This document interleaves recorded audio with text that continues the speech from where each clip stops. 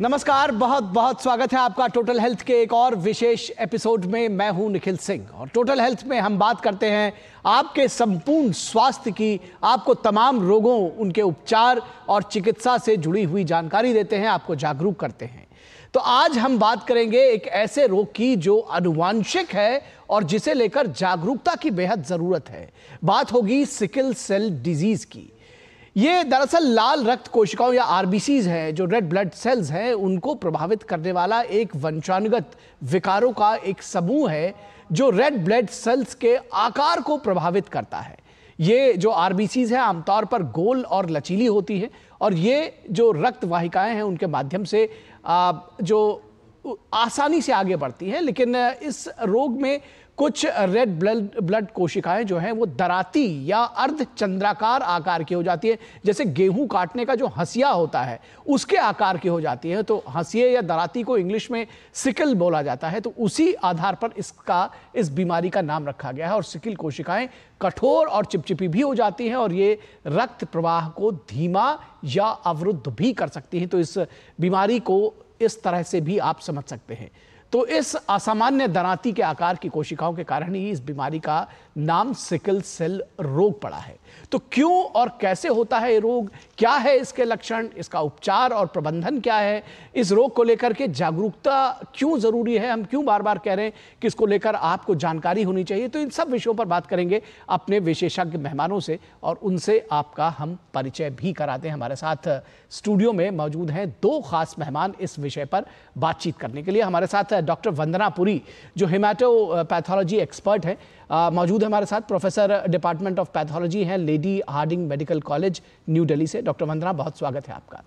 और हमारे साथ मौजूद हैं डॉक्टर रितु मोनी बरुआ जो कि सीनियर स्पेशलिस्ट है department of paediatrics Safdarjung hospital New Delhi से। तो और इसके साथ साथ दर्शकों, आप भी हमारे साथ इस कार्यक्रम में लाइव सीधे जुड़ सकते हैं, अपने सवाल पूछ सकते हैं और उसके लिए हमारी जो फोन लाइंस हैं वो खुल गई हैं। ये फ्री कॉल्स आप इस पर कर सकते हैं 1800111234। और इसके अलावा आप हमें ईमेल कर सकते हैं अपने सवाल ddnewstotalhealth@gmail.com और इससे जुड़े हुए जो भी आपके मन में आशंकाएं हैं, जिज्ञासाएं हैं, उसको आप जानकारी प्राप्त कर सकते हैं हमारे इन विशेषज्ञों से। तो कार्यक्रम की शुरुआत करते हैं और डॉक्टर वंदना पुरी सबसे पहले आपके पास आते हैं और ये समझने की ज़रूरत है कि दरअसल ये सिकल सेल रोग, जैसा कि बताया गया कि इंट्रोडक्शन में मैंने बताया कि इसका जो आकार है, दरअसल फिर भी ये पूरा रोग असल में है क्या, कैसे इसको समझें, क्यों हो जाता है ये? ये एक आनुवांशिक रोग है, जिसे आपने बिल्कुल सही बताया। क्या है कि हमारा, अगर हम हीमोग्लोबिन की बात करें तो हीमोग्लोबिन हमारे पास अल्फा और बीटा चेन से जुड़कर बनता है, ठीक है। तो जो बीटा चेन है ये इसके एक पॉइंट पे बीटा 6 छठी पोजीशन पर एक अमीनो एसिड चेंज हो जाता है, बस ग्लूटामिक एसिड वैलीन में चेंज हो जाता है। तो ये छोटी सी चेंज लेकिन इतनी महत्वपूर्ण है कि इसके कारण हमारे पूरे हीमोग्लोबिन की सॉल्युबिलिटी, जिसे कहते हैं घुलने की कैपेबिलिटी, कम हो जाती है। तो ये क्या है, एक दूसरे से चिपकने लग जाते हैं, जैसे आपने बहुत अच्छा स्टार्टिंग में बताया। तो एक दूसरे के साथ चिपकने लग जाते हैं। तो अब इससे दो तकलीफें होती हैं। एक तो क्योंकि ये चिपक रहे हैं तो इसीलिए ये छोटी छोटी हमारी वेसल्स के अंदर जाके ब्लॉकिंग कर देते हैं। दूसरा, क्योंकि हमारी बॉडी के अंदर एक पावर है कि अगर कुछ भी चीज़ खराब है तो उसको हमारी बॉडी क्लियर कर देती है। तो ये जो लाल रक्त कोशिकाएं हैं, जिनका नॉर्मल हम बोले कि कितने साल तक जीता है एक रेड सेल, वो 120 दिन तक रहता है। लेकिन जब ये चेंज हो जाता है तो ये एबनॉर्मल जो खराब जो ये लाल ब्लड बन गया है, ये हंसिया शेप बन जाता है। तो इसको हमारी बॉडी मार देती है करीबन 30 से 40 दिन में। तो जो हमारी लाल कोशिकाएं होती हैं ये ऑक्सीजन डिलीवरी का काम करती हैं। तो जो रेड सेल 120 दिन तक खून ऑक्सीजन दे सकता था, अब वो सिर्फ 30 से 40 दिन तक दे रहा है। तो दो मेजर प्रॉब्लम इस बीमारी में, एक तो रक्त कोशिकाएं को ब्लॉक कर देना और दूसरा इसका है अनीमिया कर देना, या खुद मर जाता है तो ऑक्सीजन नहीं दे पाता। तो अब ये होता कैसे कि नॉर्मली हमारे माता पिता से एक कॉपी बीटा हमारी फादर से आती है और एक हमारी मदर से आती है। तो जब हमारे पास एक नॉर्मल कॉपी एक पेरेंट से आती है और एक में खराब कॉपी आ जाती है, तो ऐसे मरीज को हम बोलते हैं कैरियर या ट्रेट। ऐसे लोग यूजुअली इनमें कोई सिम्टम नहीं होते, तो इनको पहचानना ज़रूरी क्यों है? क्योंकि जब दो कैरियर शादी करते हैं तब 25% चांस होता है कि बच्चे के अंदर दोनों खराब जीन चले जाएंगे और वो बन जाएगा सिकल सेल अनीमिया, मतलब सिकल सेल डिजीज। जब 2 S कॉपीज चली जाती हैं बीटा पे, तो ये बन जाता है सिकल सेल डिजीज। ऐसे मरीज सिम्टोमेटिक होते हैं, इनको तकलीफ होती है, बचपन से तकलीफ शुरू हो जाती है। ऐसे लोगों को पकड़ना बहुत बहुत ज़रूरी है।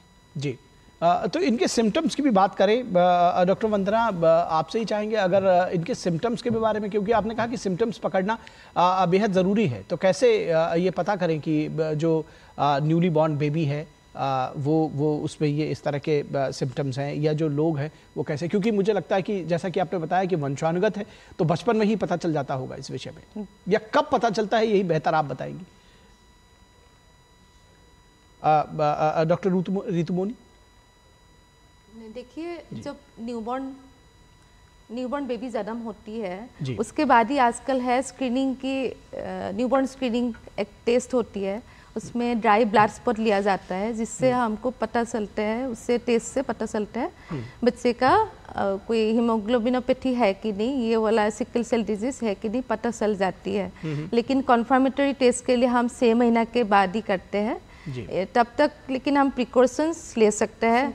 और टेस्ट नॉर्मल SPLC टेस्ट से कोई भी बच्चे एनीमिया लेके आए हैं हमारे पास, हम सस्पेक्ट कर रहे हैं उसका सिकल सेल डिजीज है, तब हम SPLC करते हैं। कभी बच्चे को पहले ही ब्लड ट्रांसफ्यूजन मिल गया है, तो ऐसे बच्चे को हम उसमें SPLC में डिटेक्शन नहीं भी हो सकता है, उसमें हम जनरली माता पिता का SPLC करते हैं, जिससे हमको पता लगता है उनका कैरियर स्टेटस पता लगने से हमको बच्चे का डिजीज, और ऊपर से जेनेटिक टेस्ट भी है हमारे पास, हम लोग ऐसे जा सकते हैं। और जी डॉक्टर वंदना, सिम्टम्स के बारे में अगर समझना चाहें, कैसे मतलब रिफ्लेक्शन कैसे होगा इसका?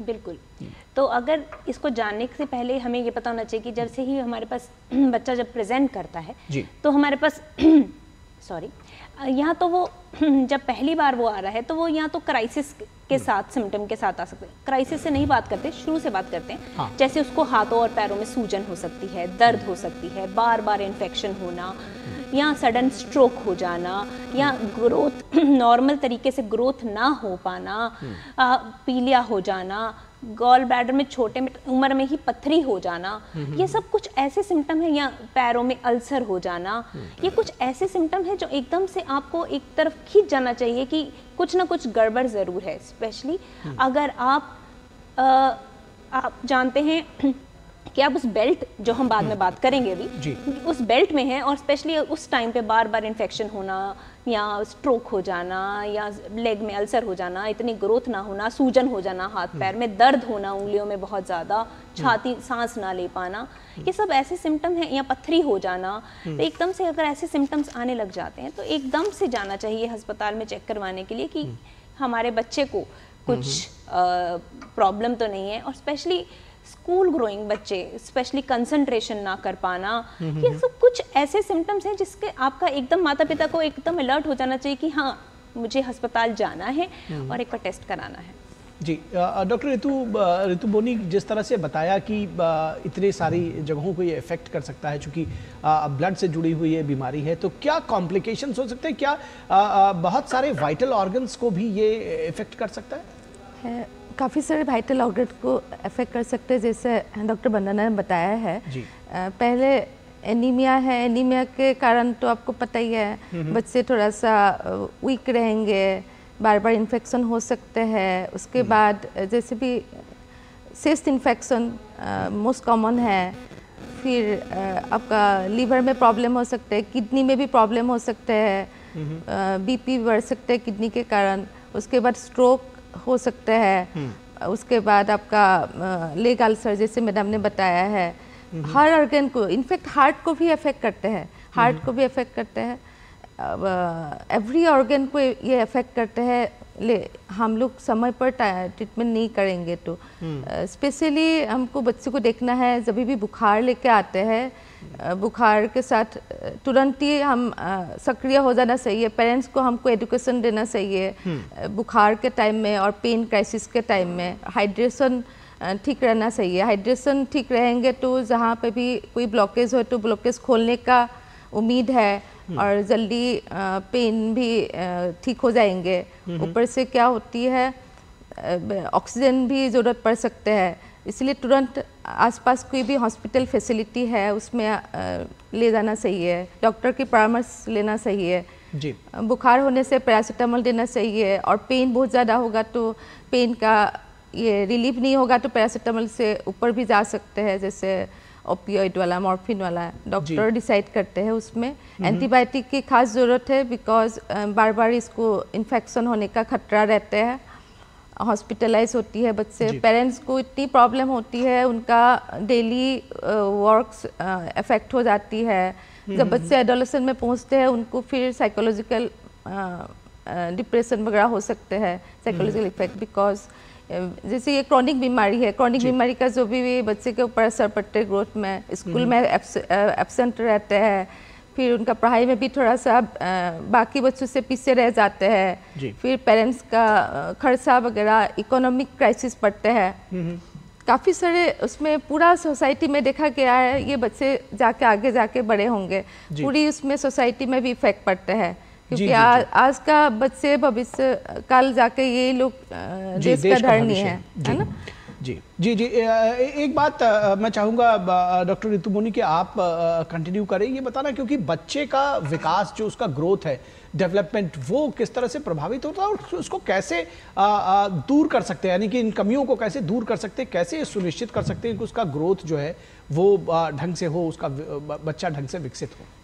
जैसे वंदना मैडम ने बताया है, जैसे आरबीसीज बार बार टूट जाती है जल्दी, 120 दिन रहना चाहिए आरबीसीज, वो 20 से 30 दिन में टूट जाती है। फिर बार बार ये टर्नओवर होने से बॉडी के ऊपर काफ़ी प्रेशर पड़ता है, हमको फोलिक एसिड देना चाहिए, उसके लिए हमको देना चाहिए कैल्शियम, कभी आयरन की डेफिशिएंसी है तो आयरन भी देना पड़ता है, और B12 डेफिशिएंसी भी हो सकते हैं because of more turnover of the RBCs. ये हम ग्रोथ डेवलपमेंट में ये देख सकते हैं। ऊपर से हम क्राइसिस कम करने के लिए काफ़ी सारा मेडिकेशन हमारे पास अभी उपलब्ध है। एक तो हमने डिहाइड्रेशन तो कभी नहीं होना चाहिए, means hydration, proper hydration status में रहना चाहिए। फिर एक ड्रग है हाइड्रोक्सी यूरिया, हाइड्रोक्सी यूरिया जो ड्रग है ये हम काफ़ी जल्दी शुरू कर सकते हैं, अभी तो 2 साल से नीचे ही शुरू कर देते हैं। उसमें क्या होती है, उसमें हीमोग्लोबिन F जो कंपोनेंट है उसको बढ़ावा होती है, फिर सिकल सेल कंपोनेंट कम हो जाते हैं, फिर क्राइसिस कम होती है, हॉस्पिटल में आना कम हो जाती है। और अनदर थिंग, बार बार इन्फेक्शन होने से क्या होती है, ग्रोथ डेवलपमेंट में असर पड़ता है। इन्फेक्शन नहीं होने के लिए 4 से पहले हमने डायग्नोसिस कर लिया, तब 4 से 6 महीने से हम लोग एंटीबायोटिक प्रोफाइलेक्सिस डाल सकते हैं 5 साल तक, बिकॉज हमारा अंडर 5 मोर्टेलिटी काफ़ी ज़्यादा है। अंडर 5 मोर्टेलिटी को रोध करने के लिए बार बार इन्फेक्शन, क्योंकि they are very prone to infection under 5 years, so हम लोग एंटीबायोटिक प्रोफाइलेक्सिस देते हैं, पेनिसिलिन देते हैं, जो पेनिसिलिन से सेंसिटिव है तो एरिथ्रोमाइसिन देते हैं। फिर वो एजुकेशन देना पेरेंट्स को, ये बहुत ज़रूरी है। जी जी जी जी जी जी बिल्कुल, और इसीलिए हम बार बार कह रहे हैं कि इस पूरे विषय में जागरूकता बहुत ज़रूरी है। पेरेंट्स को, सोसाइटी को भी बहुत जागरूक होने की ज़रूरत है, और सबसे ख़ास बात कि क्या ये भी समझने की ज़रूरत है कि क्या इस रोग को प्रिवेंट किया जा सकता है, क्या इसके उन्मूलन के जो प्रयास हैं वो किस तरह से आगे बढ़ना है, इस पर भी हम बात करेंगे। लेकिन रुकेंगे एक छोटे से ब्रेक के लिए। दर्शकों, आप कहीं मत जाइएगा, हम जल्द हाजिर होंगे।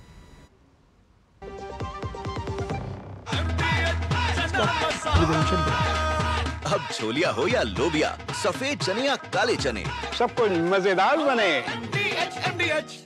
वो मिस्टर विकास की फाइल, आप पॉलिसी बाजार।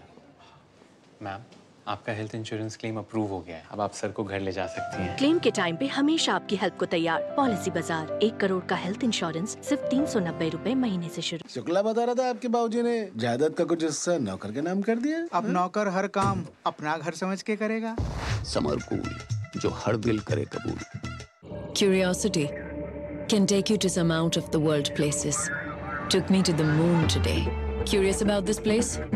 Scan this QR code before I take it off with my Seat tires. Seat, crafted for the curious. स्वाद से सबको दीवाना कर दे, दीवाना कर दे। पता का चाय, गजब का स्वाद। मैं क्या जी, सब जानते हैं, जहां दिखे मारियो, अपना समझ के खा लियो।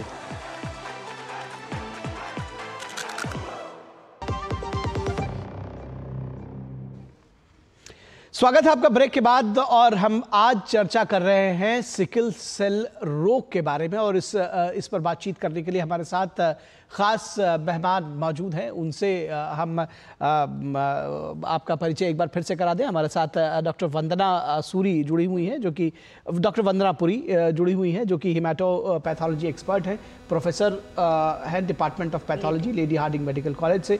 और डॉक्टर रितुमोनी बरुआ, जो कि सीनियर स्पेशलिस्ट हैं department of paediatrics, Safdarjung hospital, New Delhi से। आप दोनों का एक बार फिर से स्वागत है। और इस चर्चा को आगे बढ़ाते हैं डॉक्टर वंदना पुरी, और ये समझने की कोशिश करते हैं कि क्या इस रोग का प्रिवेंशन, इसका बचाव भी किया जा सकता है, और किया जा सकता है तो कैसे, क्योंकि ये वंशानुगत रोग है, हेरिडिटरी है, तो ये समझना जरूरी है। बिल्कुल, देखिए, सिकल सेल एनीमिया को कहते हैं मोनोजेनिक डिसऑर्डर, यानी एक ही जीन की बीमारी। तो जो भी एक ही जीन की बीमारी होती है ना, इसका इलाज संभव होता है, मतलब इसको जड़ से ख़त्म किया जा सकता है अगर हम इसकी अच्छे से प्रिवेंशन करें। अगर हम इसकी प्रिवेंशन सही से करें, और इस बात की मुझे बहुत बेहद खुशी है कि हमारी गवर्नमेंट ने भी 2023-24 के बजट में ये ऐलान किया कि 2047 तक वो सिकल सेल मुक्त भारत देखना चाहेंगे। और ये कैसे पॉसिबल है? This is possible by prevention. इसको कैसे प्रिवेंट कर सकते हैं? तो कुछ क्या एरियाज भी हैं भारत में जहां ये प्रेवलेंट है, इस बारे में भी बताइएगा। बिल्कुल। भारत के मध्य भारत के ट्राइबल एरियाज में सबसे ज़्यादा ये बीमारी पाई जाती थी पहले, आई शुड से पाई जाती थी, जैसे कि उड़ीसा, छत्तीसगढ़, महाराष्ट्र, मध्य प्रदेश, छत्तीसगढ़, ये कॉमन राज्य थे जहां ये बीमारी पहले पाई जाती थी इनके ट्राइबल एरियाज में। और ऐसा इसलिए था क्योंकि ये एक अडेप्टेशन थी। अडेप्टेशन का क्या मतलब? क्योंकि ये जहाँ भी मलेरिया ज़्यादा होता है वहाँ पे रेड सेल्स अपने आप को अडेप्ट करके सिकल सेल जैसे बन जाते थे, ताकि मलेरिया का जो पैरासाइट था वो उनमें नहीं रह पाता था, और उस टाइम पे मलेरिया से मौत नहीं हो पाती थी इन लोगों की। तो it was a type of adaptation, बहुत तरह की। लेकिन अब क्या है कि उस एरिया में ज़्यादा था, लेकिन अब क्योंकि एजुकेशन, ट्रैवल, ट्रांसपोर्ट सब बढ़ गया है, तो अब ये नॉन ट्राइबल एरियाज में भी और पूरे भारत राज्य में धीरे धीरे फैल गया है, बढ़ गया है। लेकिन फिर भी इसकी प्रिवेंशन पॉसिबल है। कैसे? देखिए, सिकल सेल डिजीज जब हम कहते हैं तो इसका मतलब है कि 2 S को इकट्ठे आना चाहिए, तभी वो अपने आप को शो करेगा, मैनिफेस्ट करेगा, यानी उसके सिम्टम आएंगे। ठीक है, तो अगर हम लोग 2 S को पास ही ना आने दें, यानी इन दोनों को अगर हम शादी ही ना करने दें, तो ये नॉर्मल A आ गया अगर, तो ऑब्वियसली ये 2 S से आपका तात्पर्य 2 जो ट्रेट या करियर्स है उनसे नहीं है, बल्कि ऐसे 2 व्यक्तियों से हैं जिनमें ये जो जीन है, म्यूटेशन है। ये म्यूटेशन है। S मतलब हमारा, इसको हम कहते हैं बीटा S। ये बीटा ग्लोबिन में 6ठी पोजीशन पे, जहां ग्लूटामिक एसिड वैलिन से रिप्लेस हो गया, मैंने आपको बताया था, उस जहां वैलिन होता है इसको कहते हैं सिकल, यहाँ S हो गया, इसको बीटा S कहते हैं। तो हर इंसान के अंदर नॉर्मली बीटा A होता है, यानी ग्लूटामिक एसिड होता है। लेकिन जो जो सिकल सेल लोग होते हैं उनमें 6th पोजीशन पे वैलिन होता है, ग्लूटामिक एसिड नहीं होता है। तो ऐसे लोगों को हम बोलते हैं बीटा एस। तो नॉर्मल लोगों में क्या होता है कि एक तो बीटा ए आ रहा है और एक बीटा एस आ रहा है, तो ऐसे लोग सिम्टम नहीं शो करते हैं क्योंकि ए स्ट्रॉन्ग होता है। नॉर्मली आपका ए हमेशा 60% होता है और ये 40% होता है, तो ए भारी होता तो होंगे लेकिन वो लक्षण शो नहीं शो होगा। सिम्टम तभी आएगा जब 2 एस मतलब बीटा एस इकट्ठे आ जाएंगे। तो इनको प्रिवेंट करने के लिए क्या हम स्टार्ट कर सकते हैं? Screening programme. सबसे इम्पॉर्टेंट एंटीनेटल स्क्रीनिंग प्रोग्राम। जब भी हमारी कोई भी प्रेग्नेंट फीमेल कभी भी स्क्रीनिंग के लिए जाती हैं, एंटीनेटल स्क्रीनिंग प्रोग्राम के लिए, तो उसको स्क्रीन करते हैं उसी टाइम पर कि कहीं वो कैरियर तो नहीं है। और ये स्क्रीनिंग हमारे पास सिकल, थैलेसीमिया सबके लिए होती है क्योंकि ये सब के सब आनुवांशिक बीमारियां हैं। तो अगर इस तरह से गवर्नमेंट ऑफ इंडिया ने कार्ड भी बनाया है, अगर आप देखें तो वो कार्ड बहुत अच्छा कार्ड है कि उसमें क्या है कि उसमें आपका कलर कोडेड कार्ड है। जैसे पिंक कलर का कार्ड फीमेल्स के लिए होता है, ब्लू कलर का कार्ड मेल्स के लिए होता है, और उस पर होता है कि अगर ये कैरियर है फीमेल, तो जब भी 2 कैरियर मिलते हैं तो उनको कार्ड मिलाना होता है अपना। उस कार्ड में ना एक होल होता है, तो जब वो कार्ड मिलते हैं ऐसे और वो रेड आ जाता है, यानी वो दोनों सिकल सेल ट्रेट्स आ जाते हैं, तो वो रेड सिग्नल आ जाता है। इसका मतलब इनको शादी नहीं करनी है, और अगर शादी करनी है तो आगे बच्चे नहीं करने हैं। तो वो बहुत ही अच्छा स्क्रीनिंग प्रोग्राम है। अगर इसको बहुत ही अच्छे से, जो गवर्नमेंट ऑफ इंडिया का बहुत बढ़िया प्लान है इम्प्लीमेंट करने का, अगर इम्प्लीमेंट किया जाए तो अगर हम स्क्रीन करके प्रिवेंट कर दें 2 सिकल सेल ट्रेट्स को शादी करने से, और अगर शादी कर लेते हैं तो बच्चे करने से, और अगर मान लो बच्चे कर भी लेते हैं तो प्री इम्प्लांटेशन जेनेटिक टेस्टिंग करने से। तो इन 3 स्टेप्स के थ्रू, यानी इनको शादी मत करने दो, अगर कर ली है तो बच्चे मत करने दो, अगर बच्चे हो गए हैं तो प्री इम्प्लांटेशन जेनेटिक टेस्टिंग करके पता लगा लो कि सिकल तो नहीं, क्योंकि चांस तो 25% है ना 2 सिकल जब शादी कर रहे हैं, तो उनको पहले ही पता कर लो कि जो एम्ब्रियो बना है वो सिकल वाला है कि नॉर्मल वाला है। तो नॉर्मल अगर है तो they can go ahead with the pregnancy, और अगर सिकल है तो आप उनको काउंसलिंग करो कि भाई सिकल का बच्चा है तो आप क्या इसको कैरी। तो यानी कि इसके विषय में प्रेगनेंसी के दौरान ही जानकारी होना ज़रूरी है। और इस विषय में इस चर्चा को आगे बढ़ाएं डॉक्टर रितु मोनी से। उससे पहले हमारे साथ एक कॉलर राजीव जुड़े हुए हैं, बिहार से हमको कॉल कर रहे हैं। राजीव जी, स्वागत है आपका, पूछिए अपना सवाल। सिकल सेल रोग के बारे में रिसर्च जो हो रहा है उसके बारे में कुछ बोला जाए। हाँ बिल्कुल, आपने अच्छा सवाल किया। दरअसल ये बात मेरे जहन में भी थी। डॉक्टर वंदना, आपके साथ पहले इस सवाल को आगे बढ़ाना चाहेंगे कि क्या कोई नई रिसर्च हो रही है, क्योंकि क्या जीन थेरेपी से जुड़ी हुई कुछ चीज़ें हो रही है, क्या क्या जानकारी आप देंगी?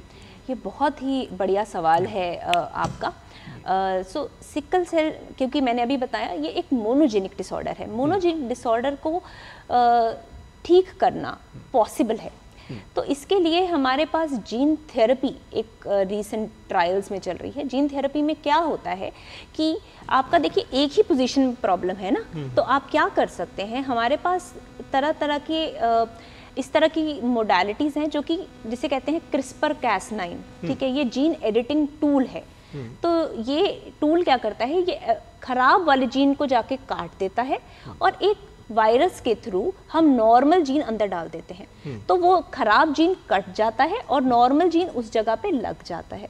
तो वो नॉर्मल जीन एक बार वहाँ लग गया तो क्या करेगा, नॉर्मल सेल्स, नॉर्मल आगे RBCs बनाने लग जाएगा। तो क्या होगा कि आप परमानेंटली इस डिजीज से क्या हो जाएंगे, मुक्त हो जाएंगे। तो ये रिसर्च है, इसका अगर हम बात करें कि ये बहुत ही हाई लेवल एडवांस्ड रिसर्च है, FDA में अप्रूव भी हो गए हैं कुछ कुछ प्रपोजल्स। तो मैं इस बात को मैं बहुत आशा करती हूँ कि ये जल्दी ही भारत में भी इसका आगे कम कॉस्ट में, I should say come cost में ये हमारे पास उपचार तक पहुंच सकेगी, सुलभ हो सकेगी ऐसे एरियाज में खास तौर पर। डॉक्टर रितु मोनी, प्रेगनेंसी के दौरान ही जब ये कहा जा रहा है कि इसका पता लगाना ज़रूरी है, किस तरह से इसको समझना चाहिए और क्या कुछ ख्याल रखना चाहिए खास तौर पर ऐसे एरियाज में? तो विशेष तौर पर देखिए, जैसे बदना जिसने बताया है, जैसे पहले हमको पता लग जाता, मदर और फादर का कैरियर स्टेटस पता लग गया, मान लीजिए दोनों डिजीज़ है, दोनों डिजीज़ है तो बच्चा नहीं करना सही है।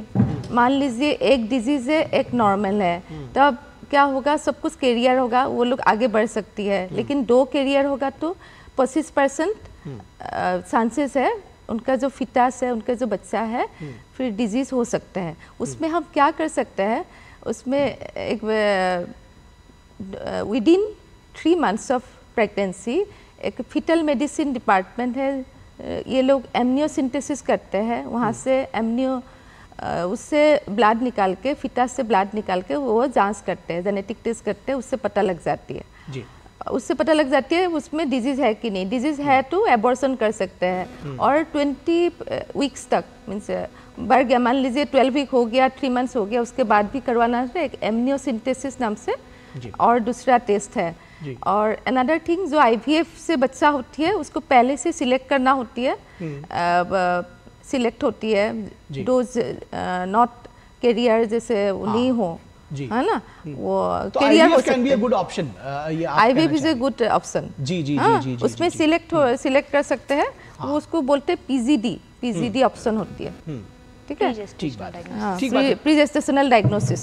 जी। एक बात मैं चाहूँगा कि बहुत जल्दी से डॉक्टर रितु मोनी आप बताएं, हमारे पास समय बहुत तेज़ी से जा रहा है, कि मेंस्ट्रुअल साइकिल के दौरान खासतौर पर एडोलसेंट जो हो रही बच्चियाँ, उनको क्या विशेष ख्याल रखना चाहिए?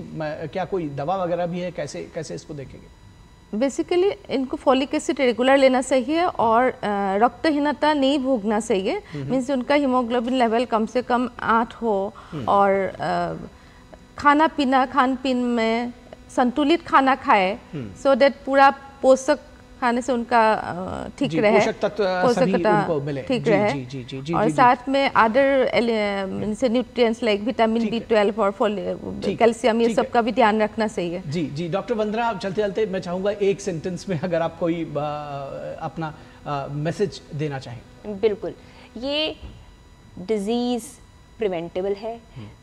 शादी आप जन्म पत्री मिलाएं या ना मिलाएं, ब्लड पत्री ज़रूर मिलाएं। जी, तो इस संदेश के साथ आप दोनों खास मेहमानों का, डॉक्टर वंदना पुरी का और डॉक्टर रितु मोनी बरुआ का धन्यवाद देना चाहेंगे हमारे साथ जुड़ने के लिए और इस विषय पर तमाम जागरूकता देने के लिए, जागरूक करने के लिए हमारे समाज को, हमारे दर्शकों को। बहुत शुक्रिया आप दोनों का, धन्यवाद। तो ये थी बात सिकल सेल रोग के। अगले बार हम किसी एक नए रोग या के विषय में और ज़्यादा जानकारी के साथ आपके साथ जुड़ेंगे। फिलहाल आज के टोटल हेल्थ के इस एपिसोड में बस इतना ही। हमारी पूरी टीम को दीजिए इजाज़त। नमस्कार।